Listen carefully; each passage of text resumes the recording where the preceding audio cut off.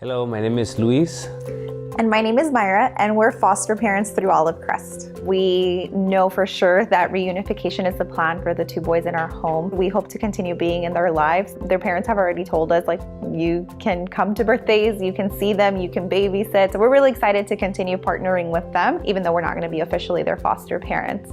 So when Myra presented the idea of being a foster parent, I wasn't fond of the idea. My dad was an absent dad, and so that's why I wanted to start my own family. I wanted to have my own children first because I wanted to be a father that I did not have. I wanted to experience that with my own children. And so it did not become reality until our church, they had an event and Olive Crest presented. And I said, hey, I think we should do it. I remember when we first got approved, there was two different emotions. One of them was a level of excitement, and the other one was just like that nervous pit in your stomach, like, what did I just get myself into? I think too often we put a lot of pressure on ourselves to have it all together before we step in. I really had to humble myself and allow God to really be in control. I felt like if God was going to allow me to take this next step and to take care of these children, God was going to take care of me too. The 5-year-old, he was the one that was hesitant. When we first saw both of them in the parking lot, he was the one that was very reserved. I related and I see myself in him. Myra had some gummy bears, so she's here giving them gummy bears, and he said, "Eres un papá? Are you a father?" And I said, "No, I'm not a father." The same night when we went to go pick up the children from mom, they saw us pulling in and they said, "Papi Luis, Papi Luis." So Daddy Luis, Daddy Luis. From that night, they started calling me dad. To me, it just, oh man. It was a prayer that I've been asking God. I can't put in words how that made me feel. It was just genuine. And out of love, I did want my own biological children. That night I prayed and God said, "I have a different plan for you." He said, "I have a different plan, but it's the same thing. You wanted to be a father, it's the same thing, but I have a different plan for you." There are misconceptions that I had about children in foster care. I thought we were going to be faced with a situation where the children were going to be upset and angry with us, or they were going to hate being here. I didn't imagine that kind of bond that was going to develop between us and the kids. Still to this day, when we pick them up from school or we pick them up from their visits with their parents, when they see us, they start screaming, "Mom, Dad," and they run to us, and it's just this joy. I can forever hold that honorary second mom title in their lives. It's so special. We have had such a great experience working with Olive Crest and this specific case as well that I can't really imagine myself not continuing to be part of such a great vision. Just being able to have someone who cares for the kids but also cares for us. Olive Crest just does a great job of helping us walk in that process. In terms of our foster care journey, I'm really excited to keep doing this. It's been a challenge, but it's brought just much more blessings and just feelings of joy. I'm ready for what God has in store for us. This house is open for fostering.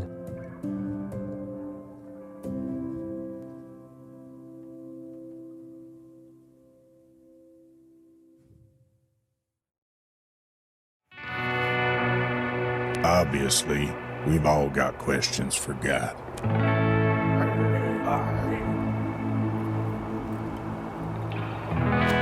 But as it turns out, He's got questions for us too.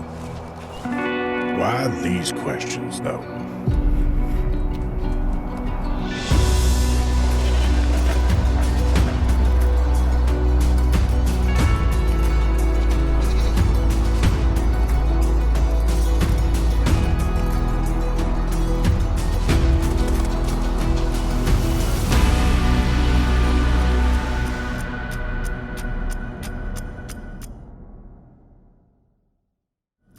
Howdy.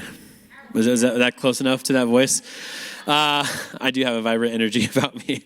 But good morning. My name is Alec Alvarado, and I am the students pastor from our Costa Mesa campus. And we are so glad that you're here today. If this is your first time, I want to extend a special welcome to you. And for those watching online as well, it's great to see you virtually. I think my wife and my 3-month-old daughter is watching. So, hey, Juliana. But I'm glad to be here. Super blessed that I get to speak to you this morning. And I do believe that for everyone who is here, God has a special word for you today. And I just want to say it was interesting because obviously when I'm prepping for Sunday mornings, there's a lot during the week that happens. And of course, there's always a direction that I'm trying to head in with the message. And it always seems to like work in this way where I feel like I'm going in a really great direction. I feel like the Lord has been speaking to me a lot. I've been reading the verse, that we're going to be preaching out of today several times. I kind of got used to it, got used to the material, got my sermon points together. And then like Friday comes around and then God's like, oh, you thought you were going in that direction. Well, here's something else. And I'm like, oh great. Like, obviously God's in control of this whole thing, but it's like, God, I put in a lot of work Monday through Thursday, but sure, I'll pivot here and pivot there. And then I get here this morning, and then I'm in a conversation with somebody in the lobby, and then I'm just like, oh man, like God's like, once again, changing the direction. And then the Olive Crest video comes on, and I'm like, okay, by this time I have it nailed down in a couple of tweaks, and I'm sitting there listening to the story, and I'm like, gosh, God, like, what are you doing to me? You're trying to put me on the spot. So it's great because it really does speak to what we're going to be talking about today. This grand idea that God's just working in so many ways that maybe we're not expecting or we're not hoping for, but at the end of the day, it's what God wants and it's God's plan, and it really does glorify Him, and it is for our good. So I don't want to skip to the end because I already feel like I am, but we are in the third week of our series called God's Got Questions, and every week what we've been doing is looking at Scripture and seeing certain questions that Jesus has asked different people. And what's great is because sometimes we look at Scripture and we see a story, we find some wisdom or a deep biblical understanding or lesson, and we say, oh, that's great for that individual over 2,000 or however many years ago. What a great story, so encouraging. But sometimes I feel like we forget that the words that we're reading, the stories that we see here in Scripture are just as relevant to us today as it was back then. And I truly believe through the story we're going to look at today, we're going to see something that's going to challenge all of us in a way that we're going to grow closer to God. And hopefully, whatever season you're in right now, whether it's one that you would say is easy or one that is difficult, I really do believe that you're going to hear from God in a way that's maybe to give you some peace that you've been looking for, or maybe at least a different perspective that might help you with whatever you're facing. So, of course, I got to start out because I'm a youth pastor, so it's always great to hook in the audience with a silly story that somehow wraps into the overall message of God's word. So I'm going to give it a shot. Okay, you guys ready? When I was a high school student, I was a huge gamer, okay? And I know it's hard to get that from me because I'm very cool and athletic, so you're probably, there's no way he played video games, and you're laughing too hard. Okay, maybe I am still that guy, but I used to love playing video games, and my preferred game was Call of Duty. And I was very good at it, and I'm still good at it. So if there's any students listening, I can destroy you at video games, and I'm 32 years old. So think about that for a bit. But I love to play video games, and it was at a place where I would say it was an obsession that might have been a little bit unhealthy because my school grades reflected that I played video games a lot, and me sitting on the bench on the basketball team also reflected that because I was just solely focused on that thing. But I always remember there would be a time where I'd probably be playing for maybe way too long, 6 hours or so during a Saturday. And obviously a growing boy needs his food. So I would be playing video games and on my headset and, just talking to my friend who's, a mile away. And instead of us actually hanging out in person, we're hanging out in our homes. And it was just really weird, right? So I'm sitting there and I'm like, oh, I probably should have some food because it's the sun's starting to set, and I think I started playing when the sun was rising. So I'm sitting there and I'm like, I need to get some food because I'm feeling hungry, and how do I do that without walking away from this video game that I'm in? Because I'm just all geared in, we're on the same team, we're going crazy. So I do a very mature thing as I say, hey guys, I'm gonna put you on mute real quick, and I put up the speaker part of the headset, and of course I yell to my mom, make me some food, right? And maybe some of you are getting some memories, maybe even current memories right now.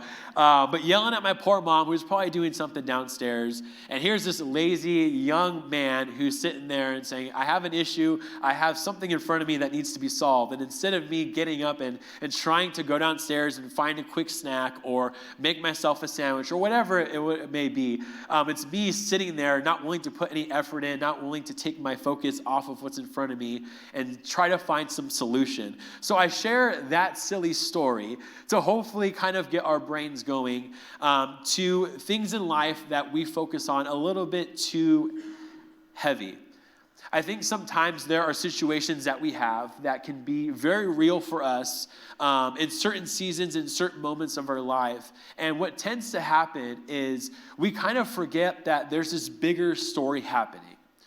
Sometimes we get super laser focused on a situation or something at work or something relationally in your marriage or in my marriage or with your kids or something that you weren't expecting or planning just kind of comes into your life, and all of a sudden it becomes this main focus. I think sometimes what happens is we take our eyes off of God and we just get lasered into those things, and sometimes we forget that God is still working. I think sometimes we forget that God still has this big plan for our life and for the world, that we just miss out on that when we're so focused on the things that we have in front of us that are making us, be stressed out, that's causing our attention to be given all to that thing, to maybe in a way where it's not healthy for us anymore. And this question that we're looking at today, we see Jesus ask a man who's paralyzed or he has some sort of sickness.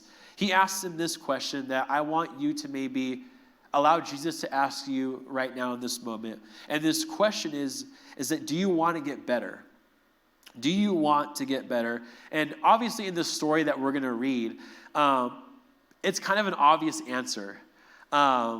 We see this story, and we're going to pick it up in John chapter 5. So if you have your Bible, you can go ahead and open up to it. But this man, he's been struggling for a very long time. He has some sort of sickness, some illness that the scriptures doesn't completely tell us what it is, but he's been dealing with something for a very long time, and he's probably waited for healing to come his way. He probably has some sort of roadmap in his mind of how he'd get to a place where he would be whole again, where he could walk again, or he could breathe right. Whatever he was dealing with, I'm sure he had some sort of an idea or a plan of how he was going to get from where he was to where he wants to be.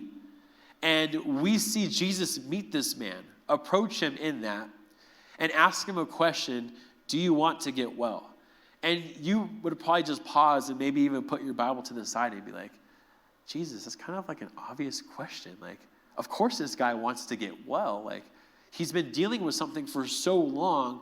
That shouldn't even be a question. You should know exactly what this guy is looking for. But we're going to see a learning that I think will help us with the things that we're trying to recover from, or the things that we wish were better in our lives. Through this story and through Jesus questioning him and challenging him, I think we're going to get maybe a different perspective on some of the things that we have on our plates right now that we wish were better, or we wish were differently. So like I mentioned, this is in John chapter 5, and we're going to be going through a couple of verses. So if you have your Bible, you can open it up, and if not, we will have the verses on the screen. But this is John chapter 5, verse 1. It says, sometime later, Jesus went up to Jerusalem for one of the Jewish festivals. Now, there in Jerusalem, near the sheep gate, a pool which in Aramaic is called Bethsaida, and which is surrounded by 5 covered colonnades. Here, a great number of disabled people used to lie, the blind, the lame, the paralyzed. One who was there had been an invalid for 38 years. When Jesus saw him lying there and learned that he had been in his condition for a long time, he asked him, do you want to get well? Doesn't that kind of seem like a ridiculous question to ask somebody who's been dealing with something for 38 years? We have to understand a couple of things first. So obviously, there are a lot of perspectives from those 6 verses that are missing. We don't know exactly what this guy was dealing with, first off. And we don't know exactly what he felt or thought about his condition. But what I want to do is, here's God's word, okay? And we've just read 6 verses. I'm going to take a step this way, just representing, this is me just trying to get into this story and maybe understand what this guy was going through. So the words that I'm going to say and the picture I'm going to try to paint is just from my thoughts of reading this. So do not think, or do maybe not get confused that this is God's word. This is just something that I read and was trying to kind of piece together. But if I was this man and I've been struggling for that long, I may be in one of 2 places. I may be in a place where I'm like, wait a minute, Jesus, God in flesh, you're asking me, who's been dealing with this for 38 years, if I want to get better. Why would you ask me that? Out of all the things you could have asked me, that's the question? Of course, Jesus, I want to get better. I've been coming here for 38 years, trying to get healed, trying to move forward in my life, but it's never panned out for me. And here I am, after all these years, trying to be the first one to go into the waters, to get healed from whatever my condition is. You are going to ask me that question, do I want to get well? I mean, it would be like, just imagine the doors open, right? And all of a sudden Darth Vader walks in, right? And I didn't notice Luke Skywalker was sitting right here. And Darth Vader has this lightsaber and puts it on. I'm like, oh my gosh, that's the guy. And we're all afraid for our lives, okay? And everyone runs up here, and you're all hiding behind me because I'm very muscular and strong. The laughing doesn't help. But you come up here, and you're like, what are we going to do? It's Darth Vader. And then Luke's right there, just like, hey, guys. And then he's like, he walks up. And he's like, hey, Alec, it's Luke Skywalker. Oh, my gosh, nice to meet you. And he's like, can I help? And I'm like, yeah, give me your lightsaber, and I'll fight him. It's like the guy who can help save us, who can defeat this person, is in the room. Like, what better situation could we want? In this story, here's this guy who is sitting there, and the perfect individual to meet him in the middle of his condition walks up to him and asks him a silly question. I can only imagine this guy must have been really confused. So I think maybe that could be one perspective that man was holding when he heard that question. But another one that maybe I think is more realistic, because we're going to see how he responds to the question, is maybe this guy's been dealing with this for so long, he doesn't have any hope that it would get better. He's been sitting maybe at that pool for 38 years, and maybe the first 5 to 10 years he was inspired, he was encouraged, he was hopeful that if he was able to get down there in time, if he were to find the right buddies to pick him up and put him in the pool, that maybe one day he would be healed. And day after day after day of showing up and not walking away healed, his condition not changing, maybe he just got beat up and was like, you know what? I think this is my new reality. This is my new normal. And I don't think it's going to get any better. So sure, I'm going to come here, but I'm just going to kind of sit and just kind of throw up these excuses. I'm going to maybe ask for some pity from someone because I just don't have any hope that this is going to get better. And this is just my new reality. And then Jesus walks into the scene, the perfect person to meet this guy, and asks him this question. And we're going to see his response that maybe shows us that's where he kind of settled from those 2 perspectives. So we're going back to the Bible. So this is, once again, God's word. That was just me kind of looking into the story. So this is verse 7. It says, "Sir," the invalid replied, "I have no one to help me into the pool when the water is stirred. While I am trying to get in, someone else goes down ahead of me." So a little bit of background to kind of help us understand what's so significant about this pool is that there might have just been this rumor or kind of like a wives' tale that there was an angel that would come down once a year during one of the Jewish festivals, and there would be something that would happen to the water, that there were stories of people going into the water and coming out healed. So it wasn't like he, was at like your, your random pool in the backyard. It was like, yeah, something about this pool there's magic. No, there's a story behind it. So it made sense why all these people flocked there to try to get healing. And Jesus asked this man this question, and instead of him looking up and recognizing who is asking the question, he automatically throws up an excuse. Oh, you know what? I've tried. I don't have the right friends to help me out. Or, hey, maybe my friends do help me out, but we're just not quick enough. And by the time I get here, the healing magic has already left the pool, and now it's just a shower for me. So, yeah, man, maybe next Jewish festival. Who are you, by the way? And Jesus must have been like blown away, maybe just as much as the guy was. That Jesus is like, I'm the guy who is here to heal you, not just physically, but spiritually. And you're offering me up excuses of why you haven't been healed yet?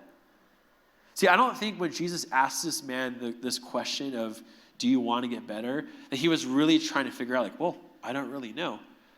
I think what Jesus was trying to do was hear his heart of where he was in the middle of this waiting period between where he was with his condition and where he wanted to be. I think God was trying to figure out, okay, I have a plan that you maybe don't know. And sitting in 38 years of an illness, you probably don't think I have a plan. But I want to kind of check in and see if you still believe that there's something greater happening in your life, even though maybe in the waiting, you quite don't understand it.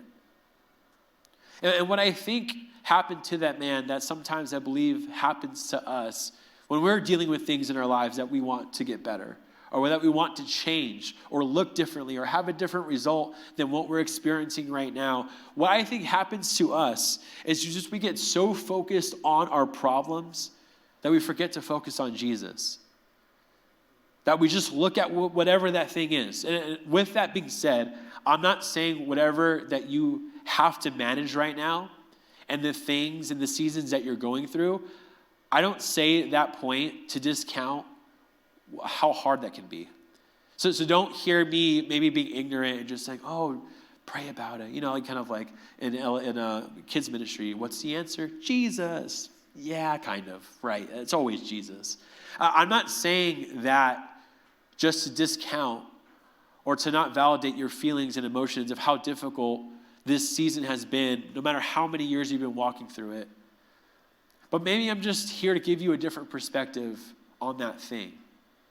That maybe you and I just focus so closely on those things that we wish were different, that we wish were better, that we forget that Jesus is asking us the question of, do we want to get better? The person who can heal, that can change, who has a plan in our life and in that situation, we forget sometimes because of the things that we're dealing with, who's asking us the question. Just like this guy who was sitting there, didn't even recognize that it was Jesus. And by this time, Jesus has done miracles. So it wasn't like this was his first miracle where no one would have heard of the miraculous things they saw in a different city or in a different town. Jesus was already known for healing people at this moment. And here we have this guy that's sitting there dealing with something for 38 years. And the perfect person walks onto the scene to help him with his condition. And instead of recognizing who that is, he instead goes, yeah, I wish it was better, but here are all the reasons why it hasn't gotten better. Or here are all the reasons why I don't want to get better anymore because it just hasn't worked out. I think sometimes we just get so focused on those things and situations that we forget that Jesus is the one asking us. Wishing that I wish my situation was different. If I only had more money, if I only had a better relationship or better relationships, if only, throwing up our excuses like we see this guy do. And it's amazing what Jesus responds or how Jesus responds to this man. Usually when I think about Jesus, I always hear him responding to like my cries or my asks or wishes. And in this verse, we're going to see Jesus almost like lose his manners. And not in a way where I think he's being ignorant, but once again, I think what Jesus is trying to do is to help this man and to help us understand who he is and how he wants us to change our perspective perspectives on the things that we hope to change in our life. This is in verse 8. So in verse 7, the man offers up his excuses, his reasons, why he hasn't been healed, why he's been sitting there. And this is what Jesus says. Then Jesus said to the man, "Get up, pick up your mat and walk." Jesus didn't even say, "Oh, man, I'm so sorry to hear that. 38 years, tough. I'm sure it was difficult. Man, let's talk more about those reasons why things haven't gotten better.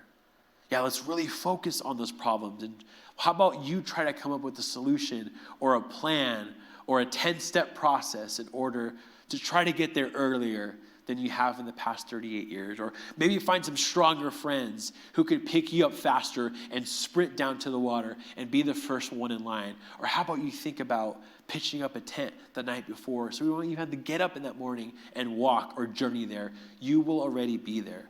We don't see Jesus do any of that.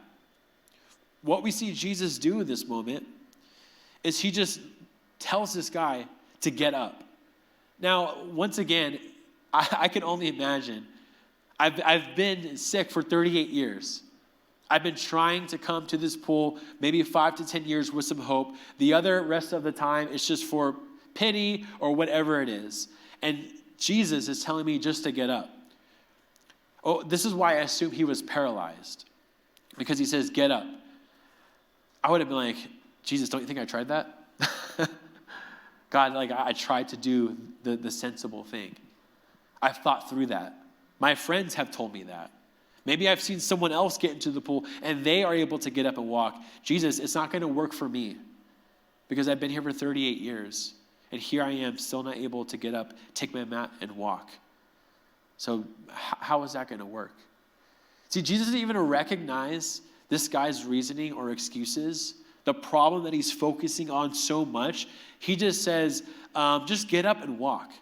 And what I think Jesus is trying to show this man and show us today is that Jesus works in ways that we are maybe not expecting. I'm sure that man didn't expect Jesus to walk up and say something so simple. To just tell him, why don't you just get up and walk? I'm sure he had a different idea of what Jesus was going to talk to him and tell him how to be better. But instead, we see Jesus work in a way that this guy isn't expecting. We see this idea that God is saying, "Hey, I know you've been struggling for 38 years. Put yourself in this story. However many years, months, days, whatever you're going through. I understand it's been tough. It's been a long season. But I'm going to work in a way that maybe you're not expecting.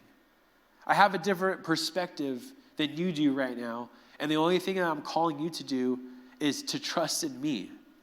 It is to believe that I have this handled. Even if it doesn't make sense right now. Even the way maybe Jesus is talking to you and calling you to get up, to take your mat and walk. Maybe that response that you heard from Jesus or you're expecting isn't one that he's actually going to give you. It was really great sitting there listening to the olive press story because Luis in that video, he said something that made me have an allergy attack when I was sitting there with my eyes. It was weird. It must have been a breeze or something like that. But he said this thing that he didn't have a father when he was growing up. And he wanted to be a father that he didn't have. And I'm sure when he was thinking about that and dreaming that growing up all the way to the moment in this video, I'm sure he meant like his own kids. And obviously we don't know what their situation is with them being able to get pregnant or not. We don't know any of those details. But I could hear in his voice that he really wanted to be a father to his own kid. Great intentions. I didn't have that. And I want to give a child that experience one day. I want to be the best dad. I want to be the best father. Fill in the blank. And I'm sure he wanted to do that with his wife and his own biological kids. And God's plan for him in this video, in this season, was just a little bit different. Sure, it was him being a father, stepping into someone's life and loving them the way that he didn't experience when he was growing up. But it wasn't the way that he thought. It wasn't what he was expecting. He mentioned that in the video, that he said, okay, God, I'm open to what you have for me now. And I really do believe that Jesus works in those ways with you and I today. So there are a lot of things that we hope would look differently in our lives. A lot of situations that we wish were different. Results that we expected years ago, we want them now and on our timeline. There are a ton of things in life that really don't make sense when it comes to how we think it should be. And every time I look at Scripture, and even maybe for myself, I see God work in the way that he wants to work. And sometimes that does line up with what I was hoping or I was planning. But if I'm being honest, most times it's not what I was expecting whatsoever. What I was expecting for my life was to be a businessman and make money. And now I'm a pastor making very little money. This is not what I wanted to do, and this is not what I was expecting for my life. But God had something working behind the scenes that I couldn't see. And let me tell you, if anyone had their excuses to not be a pastor, I'm the guy who's the front runner for that. I have so many excuses and reasons why I should not be that person that God wants to use and work through. And God said, Alec, get up, take your mat, and walk. Here's what I have planned for you. And it may not make sense in the waiting and in the seasons and in the tough moments, but here's what I'm ultimately doing. And I want you to take your focus off of yourself, off of your shortcomings, Alec, and focus on me. And ever since I started to do that, as years have gone on, I've gotten definitely better at doing that.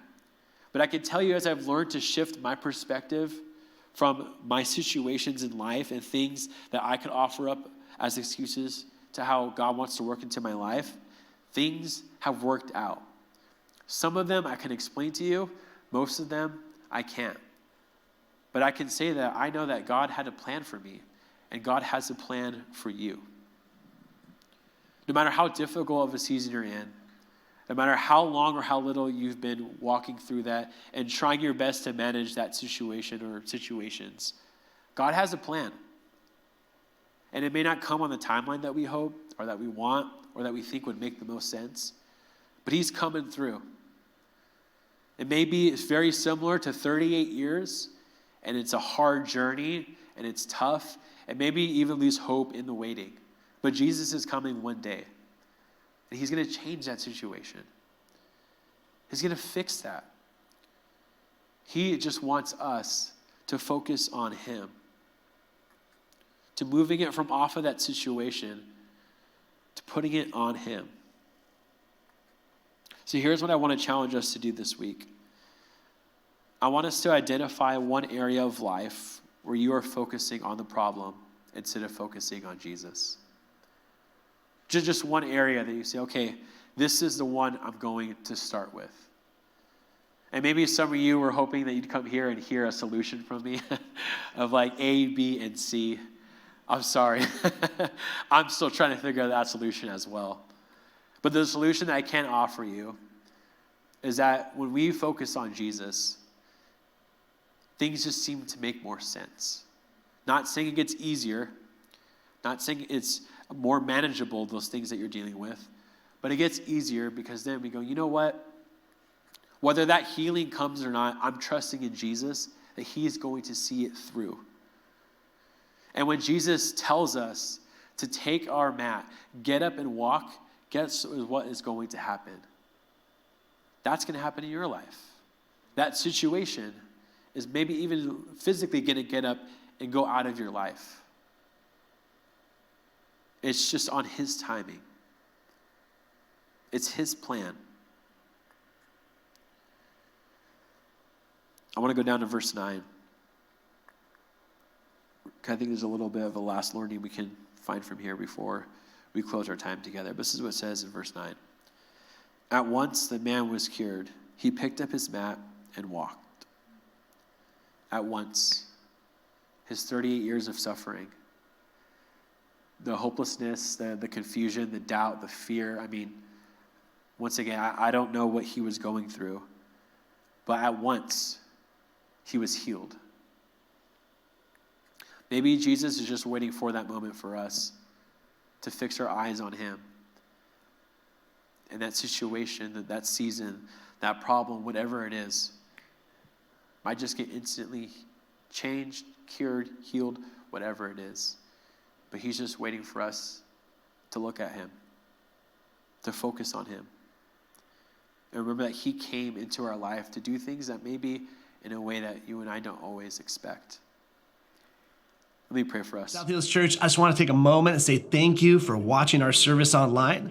Whether you're watching it for the first time or you're watching it again because you enjoyed the service so much from the weekend, I'd like to take a moment and dive into our giving. Every week we give people the opportunity to give back and give to the local church so that God can continue to bless your lives and bless your finances. Here at South Hills, we believe that everything comes from God. We believe that he's the one that chose us and brought us into this world, gave us our gifts and talents and abilities. And I just want you to know that when we give, we are giving back what God has already given to us. If you've ever seen any of our envelopes at a South Hills campus, you'll see on there that it says, every week at South Hills, your generosity is giving people the opportunity to live a better story. And there's a scripture on there in Matthew chapter 6, verse 21 that says, where your treasure is, there your heart will be also. So I want to encourage you today to click down below and set up your giving, whether it's for the first time or whether you're doing reoccurring giving. We have 4 ways to give here at South Hills. 1, you can do it in person at any of our campuses through an envelope. Or 2, you can actually text any amount that you would like to 84321. And the third way is to download our Church Center app. I encourage you to do this one because the Church Center app gives you opportunity to stay connected with our church and your campuses. It's a great tool and resource for you to know what's going on. And the fourth way to give is to give online. You can go to southhills.org/give and you can set up your giving there. Whether you're a guest of our church or whether you are a member of our church, or whether you simply just like to watch our services, I encourage you to trust God with your finances so that he can bless and anoint your finances and you can be trusting God in this journey of living life to the fullest. I love you and thank you for watching our online service today.